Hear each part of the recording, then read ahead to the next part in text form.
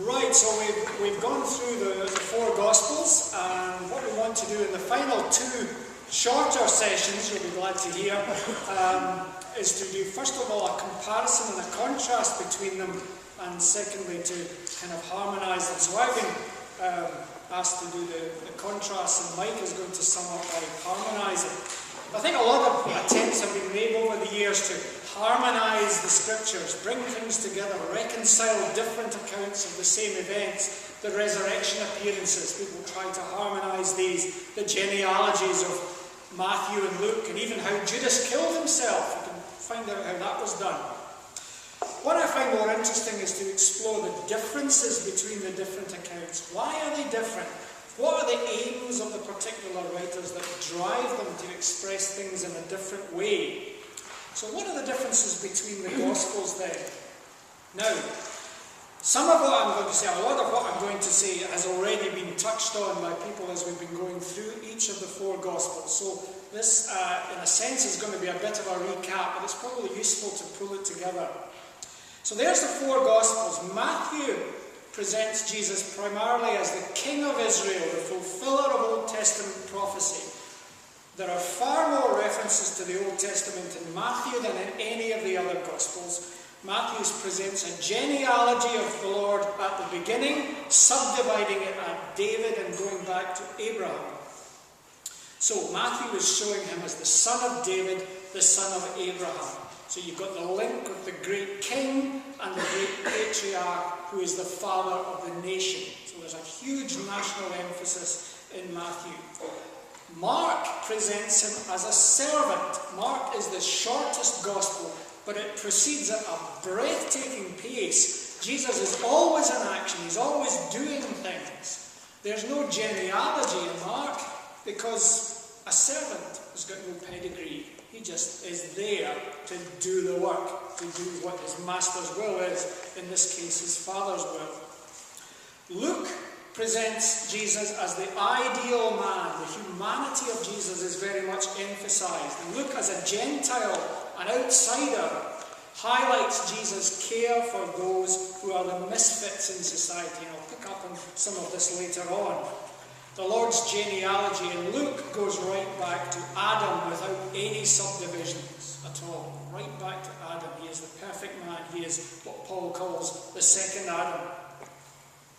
John presents Jesus as the divine son. As in Mark, there's no genealogy because how can God have antecedents? Instead, John takes us right back to the beginning of time to show that he was there. In the beginning was the Word, and the Word was with God, and the Word was God. So that's the different pictures. When we look at the Gospels, we always think of them as 3 plus 1. There's the three so-called synoptic Gospels, Matthew, Mark, and Luke, and there's John. The fourth Gospel is very different from the other three. Clement of Alexandria, who's one of the early church fathers, he said that John had written a spiritual gospel compared with the other three who wrote about outward facts. Now that may slightly be inaccurate, but it presents Jesus very much, John presents Jesus very much focused on his deity. Great focus on his deity. We saw that when we were looking at John. And I think that although the deity of the Lord Jesus Christ can be found in the Gospels, the first three Gospels, if you want someone who is an absolute skeptic and flatly refuses to believe that Jesus really claimed to be God, you finish up turning him to John. Because that's where it comes through most explicitly, though it is in the other Gospels.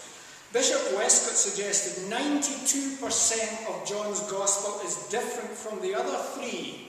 But this is the interesting thing. He also says that John presupposes the other three. In other words, there's a strong suggestion that John had the other three Gospels there as he wrote. Not so much to make use of them and say, oh, that's a good story, let's bring this in, but so that he can bring in other things and supplement them with other experiences and incidents. Because remember, he is writing as an eyewitness.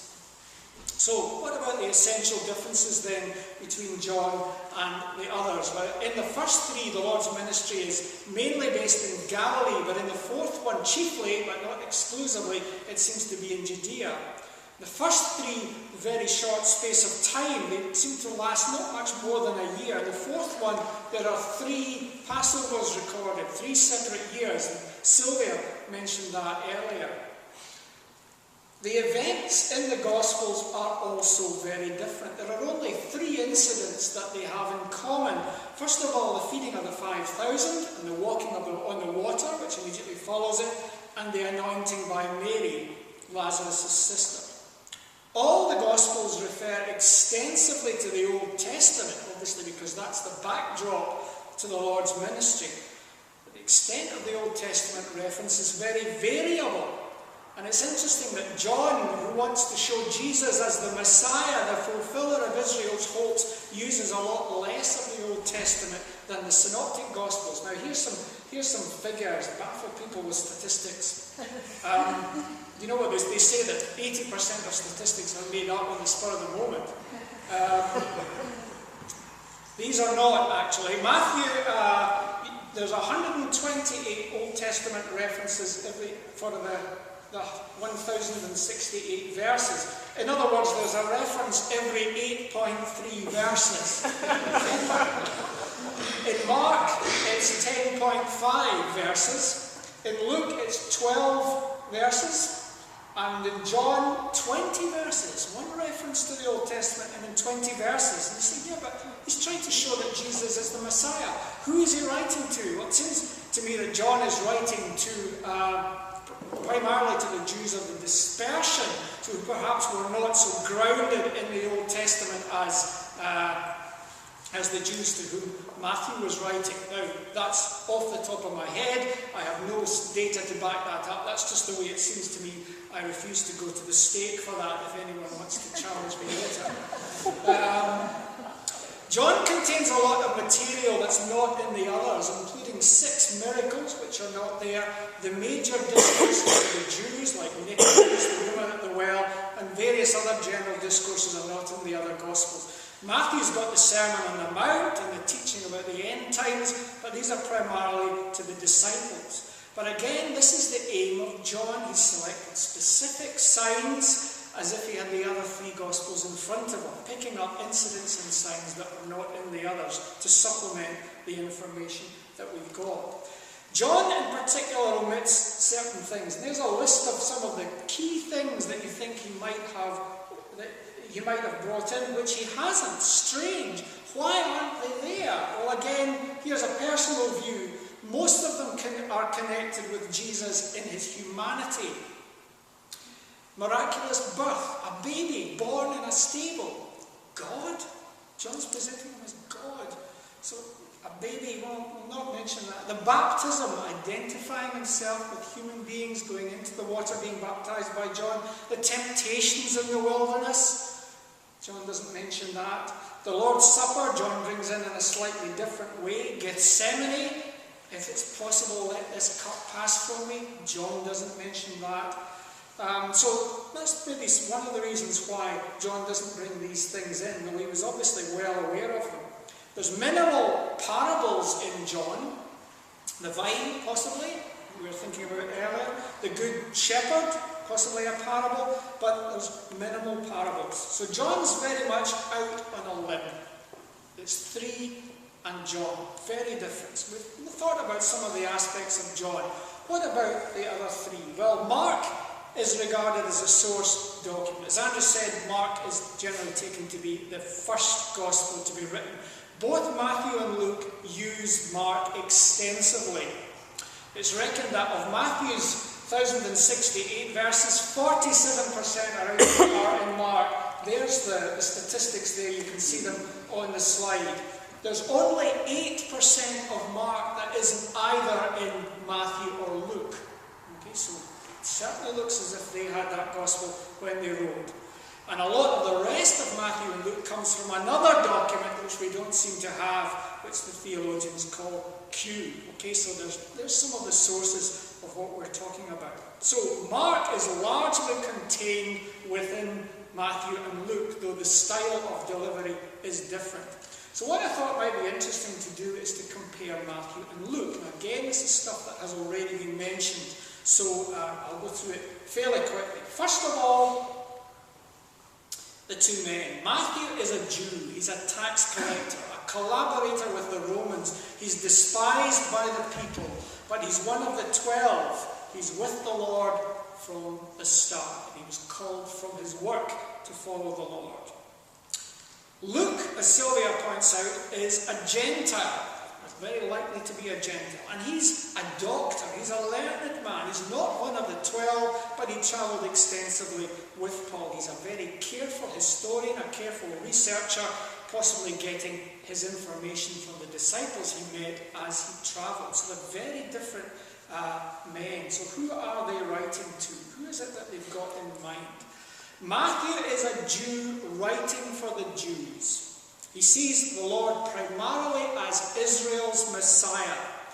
Remember Matthew 5, note the smallest letter of the law will disappear without everything being fulfilled.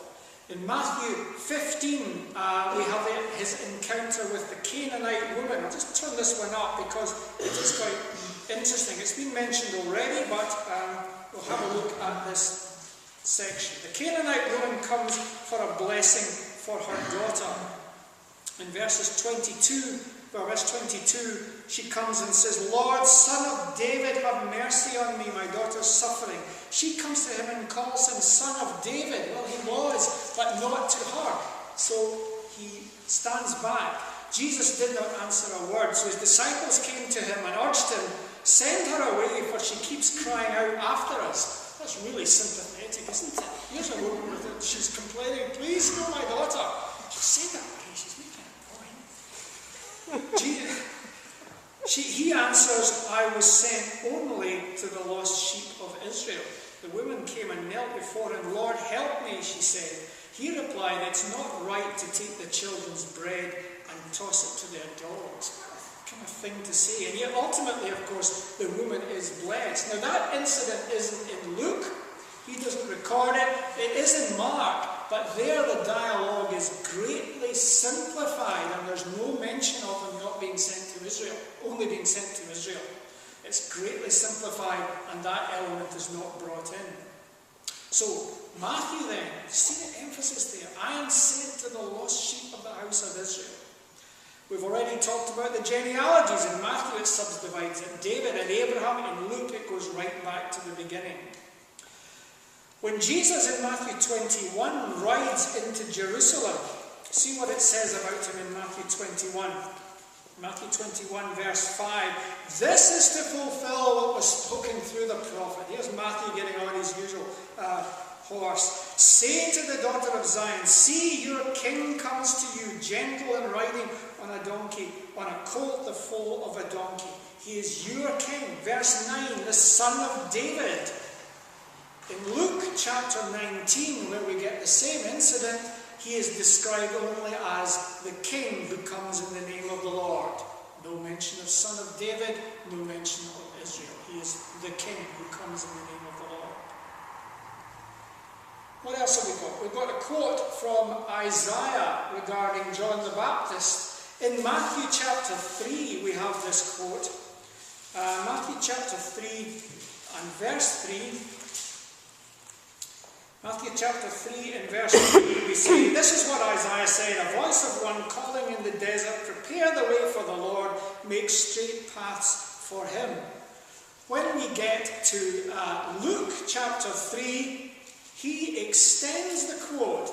Matthew is selective. He only quotes a little bit of what Isaiah says. Luke quotes the rest. Luke chapter 3, verse 4. As it's written in the book of the words of Isaiah the prophet, a voice of one calling in the desert, prepare the way for the Lord, make straight paths for him.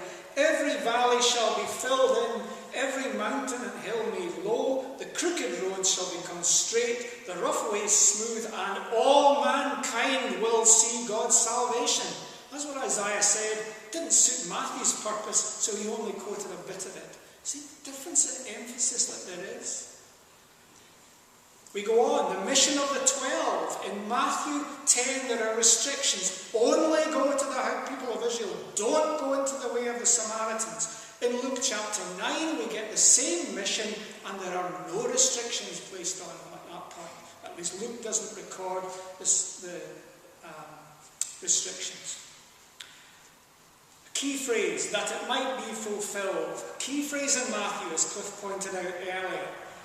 Jesus does a lot of things specifically to fulfill Old Testament prophecy, and that phrase occurs a lot. Luke, on the other hand, says very little about the fulfillment of prophecy, and apart from quoting direct speech by the Lord, he really doesn't mention it at all. And all his quotes that he takes from the Old Testament are from the Greek Old Testament, the Septuagint Old Testament. So Matthew then is a Jew writing for Jews. Luke is not. He is a Gentile writing for Gentiles. So what about Luke then? Well, what Luke does is he gives us explanations. He gives us explanations of Jewish places and customs. Capernaum, he tells us, is a city of Galilee. I thought the Jews might have known that, yeah. Unleavened bread, he said, the Feast of Unleavened Bread is called the Passover. Yeah, you would have known that if you were a Jew. So presumably he is writing then for Gentiles. He uses the dates of emperors to date Christ's birth and also to date John's ministry. He also emphasizes a number of incidents that raise up Gentiles rather than Jews. Sylvia earlier read the passage in Luke chapter 4 where he is rejected in the synagogue. Why? Because he brings in the widow and Naaman. He brings in the Gentiles. They were blessed when the Jews were in unbelief and the people wouldn't have it. They wouldn't listen to it. That incident doesn't appear in Matthew. The Good Samaritan, the parable of the Good Samaritan. It's he rather than the priest or the Levite that's the good neighbour. Doesn't appear in Matthew. The 10 lepers in Luke chapter 17, verses 11 to 19. Remember, 10 were cleansed and one comes back to say thank you, and he is a Samaritan. The incident doesn't appear in Matthew. So see the difference in emphasis that the two are bringing out. There are also incidents in Luke where he emphasizes the outsider, not necessarily a Gentile, but the outsider. Very quickly, the prodigal son. Parable doesn't appear anywhere else, especially the elder son's reaction, which is often interpreted as being a picture of the Jews. The rich man and Lazarus, role reversal. The rich man and Lazarus. Well, Lazarus is raised up, the rich man is thrown out. The two men praying in the temple. Remember the tax collector and the Pharisee? It's the tax collector who is justified. Why doesn't Matthew mention it? He was a tax collector, for goodness sake. You thought he would have mentioned it. But he doesn't. Luke does, though. Zacchaeus, another tax collector. He's going to be with a man like that. You see the difference? The thief on the cross. In Matthew, of course, both thieves insulted Jesus. In Luke, one of the thieves repented and is promised blessing in the kingdom. Also, reversing the chronology slightly, at the birth of Jesus, who comes to see Jesus in Matthew? The astrologers, the wise men, they come from afar to see Jesus. Who sees the baby in Luke? It's the shepherds from the local hillside. There you go. So see again, you've got this contrast. Luke is a Gentile writing for Gentiles in the new churches that are springing up throughout the Roman Empire, just as Paul and his colleagues were going off on their journeys, preaching as they went along. So then, does that mean that Matthew and Luke have got two wrong ends of the stick? No, I don't think so. I think there's a consistency in the message, with Matthew explaining one element, Luke explaining the other. If you like, Matthew's saying that the message is to the Jew first, but also to the Gentile. Luke is saying the message is to the Jew first, but it's also to the Gentile.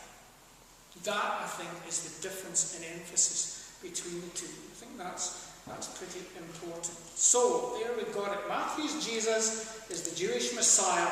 coming to the lost sheep of Israel. Mark's Jesus is God's servant, constantly doing his master's work. Luke's Jesus has a message that's not exclusive and shows how the Lord anticipated Gentiles being brought into the Lord's people. And John's Jesus is God, and there is less said about his human characteristics there. So there's a contrast between the Gospels. Can they be harmonised? Can they be brought together? Oh, I hope so. Can they?